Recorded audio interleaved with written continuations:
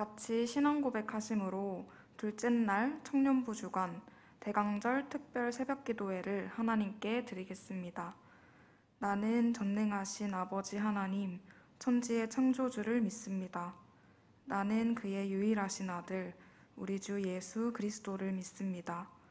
그는 성령으로 잉태되어 동정녀 마리아에게서 나시고 본디오 빌라도에게 고난을 받아 십자가에 못 박혀 죽으시고 장사된 지 사흘 만에 죽은 자 가운데에서 다시 살아나셨으며 하늘에 오르시어 전능하신 아버지 하나님 우편에 앉아 계시다가 거기로부터 살아있는 자와 죽은 자를 심판하러 오십니다. 나는 성령을 믿으며 거룩한 공교회와 성도의 교제와 죄를 용서받는 것과 몸의 부활과 영생을 믿습니다. 아멘. 찬송가 112장 함께 찬양하시겠습니다.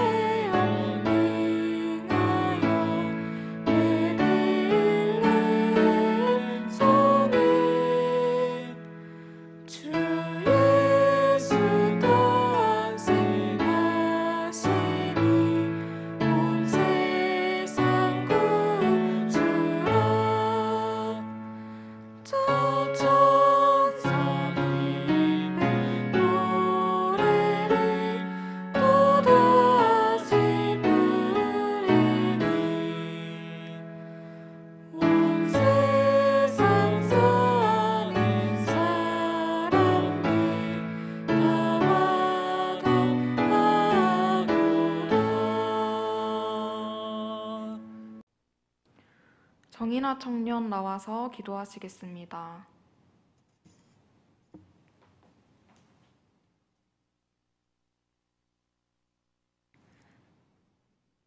기도하시겠습니다. 사랑하는 하나님, 이 땅에 오신 예수님을 기억하며 하루의 첫 시간을 대강절 특별 새벽 기도회로 드리게 하시니 감사드립니다. 코로나19로 인해 일상에 많은 제약이 생겨나면서 우리는 우리의 소중한 일상을 빼앗긴 것 같아 막막하고 두렵습니다. 하나님, 우리의 마음을 어루만져 주셔서 어려움에 낙심하지 않게 하시고 이전에 누려온 당연했던 우리의 일상이 하나님의 은혜로 지속되어 왔음을 기억하며 우리와 함께 하시는 하나님으로 인해 기뻐할 수 있는 믿음을 허락해 주세요. 오히려 이 어려움을 통해 우리의 눈을 가렸던 많은 우상들에게서 벗어나 하나님을 더욱 또렷하게 바라보게 하시고 이 세상 속에 사라질 것들을 의지하지 않고 생명과 사랑의 근원이신 하나님만을 신뢰하고 의지하는 단단한 믿음의 훈련 기간이 되도록 인도해 주세요. 이 시간 하나님께서 세우신 유석균 담임 목사님을 통해 귀한 하나님의 말씀을 듣습니다. 성령 하나님의 능력으로 생명력이 가득한 말씀이 선포되게 하시고 듣는 모든 성도들에게 성령 하나님의 감동이 전달되게 해주세요. 이 땅에 오신 예수님을 기억합니다. 오늘도 그 사랑을 힘입어 살아가게 하시고 우리에게 들려주신 말씀을 따라 살아내는 주의 백성들이 되게 해주세요. 이 모든 간구 예수님의 이름으로 기도드립니다. 아멘.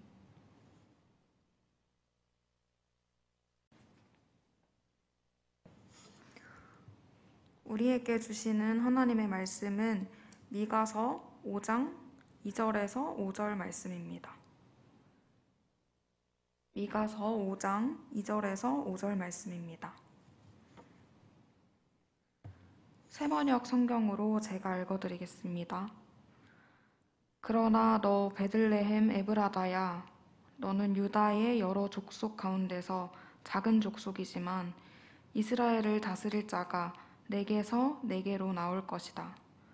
그의 기원은 아득한 옛날 태초에까지 거슬러 올라간다.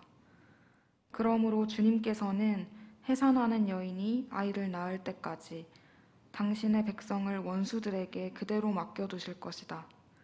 그 뒤에 그의 동포, 사로잡혀가 있던 남은 백성이 이스라엘 자손에게로 돌아올 것이다.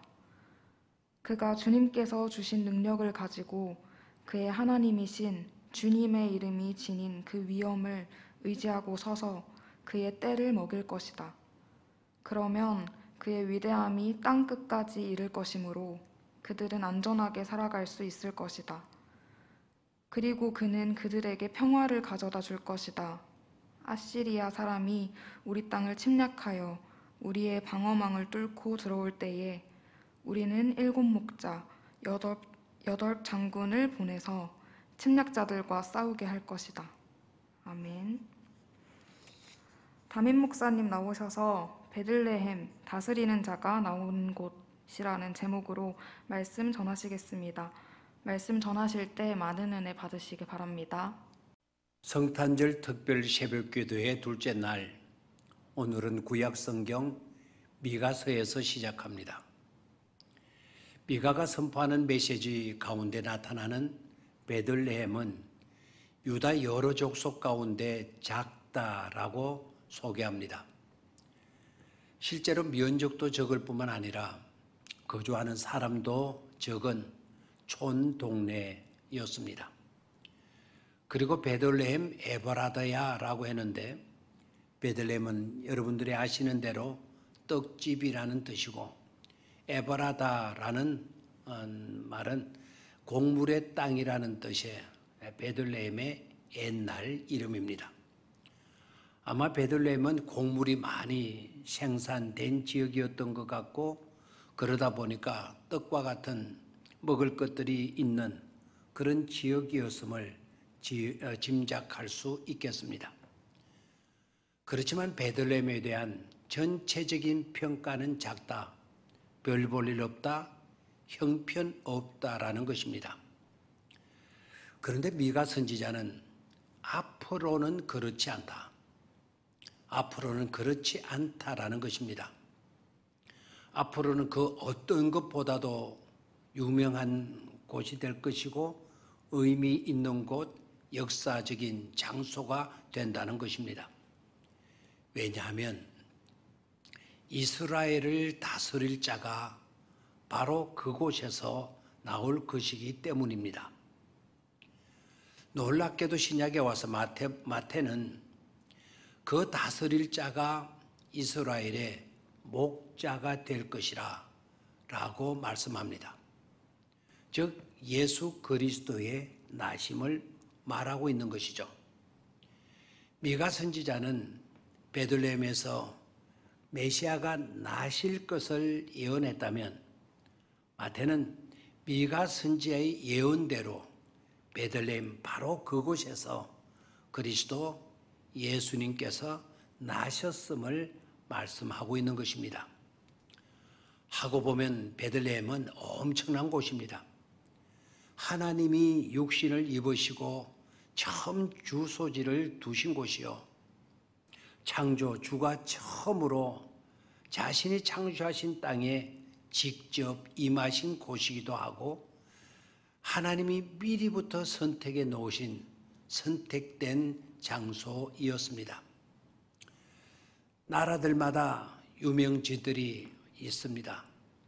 뛰어난 경관을 가진 유명 관광 명소도 있고 지하 자원과 문물 때문에 유명한 곳들도 있고 훌륭한 분이 태어난 곳이어서 유명한 그런 지역도 있고 역사적인 의미 때문에 유명한 지역도 있습니다. 그러나 베들레헴은 그와 같은 것들과는 명분을 달리합니다.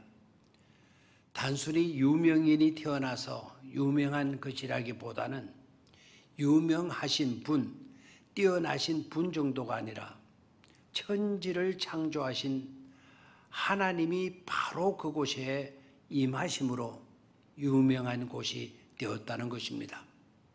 최고의 명소가 된 것입니다.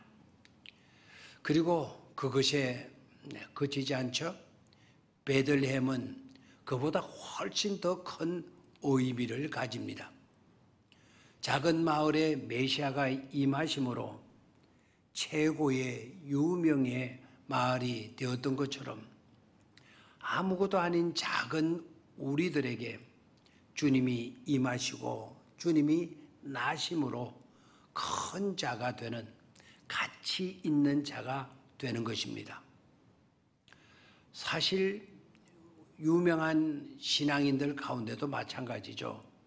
한경진 목사님도 시골 촌동네 사람이었지만 그곳에 복음이 들어오고 예수님이 어린 한 목사님의 심령 속에 나시게 되어지면서 한 목사님은 우리나라에 뿐만 아니라 세계에서도 성자로 통하게 되어졌습니다. 하고 보면 베들레헴은 작은 자가 큰 자가 되는 곳입니다. 또한 베들레헴은 비천한 자가 존귀케 되는 곳입니다. 눈총과 손가락질 받아야 할 자가 존귀케 된 곳이 바로 베들레헴입니다. 목자들과 박사들이 와서 아기 예수께 경배하는 자리에 비천한 자가 같이 합니다. 아니, 예수님이 그들과 함께 계셔 주셨기 때문입니다. 예수님께서 그들 가운데 주님 자신의 주소지를 삼아 주시게 되면서 비천한 자, 형편없는 자도 존귀한 자가 되어진 것이죠. 또한 세번역 성경 오늘 마지막 절에 있는 말씀대로 베들레헴은 평화가 주어지는 곳입니다. 평화는 온갖 좋은 것들을 의미합니다. 예수님으로 인해 온갖 좋은 것들이 주어지는 곳, 바로 그곳이 베들레헴입니다. 그렇습니다. 우리에게도 예수님으로 인해 온갖 좋은 것들이 몽땅 우리에게 주어지는 것입니다. 이보다 더 큰 복이 어디에 있겠고 이보다 더 찬란한 영광이 어디에 있겠습니까? 이번 성탄일은 이 어려움 속에서 맞이하는 성탄절이기에 더욱 우리는 이 큰 복을, 더 찬란한 영광을 우리는 깨닫고 체험하며 찬송할 수 있어야 하겠습니다. 오늘의 묵상입니다. 아무리 작고 형편없더라도 주님이 우리 가운데 나시면, 주님이 우리의 심령 가운데 나시면 문제는 달라진다는 것입니다. 고귀하고 존귀한 복 있는 큰 자가 될 수 있다는 것입니다. 이것을 묵상하십시다.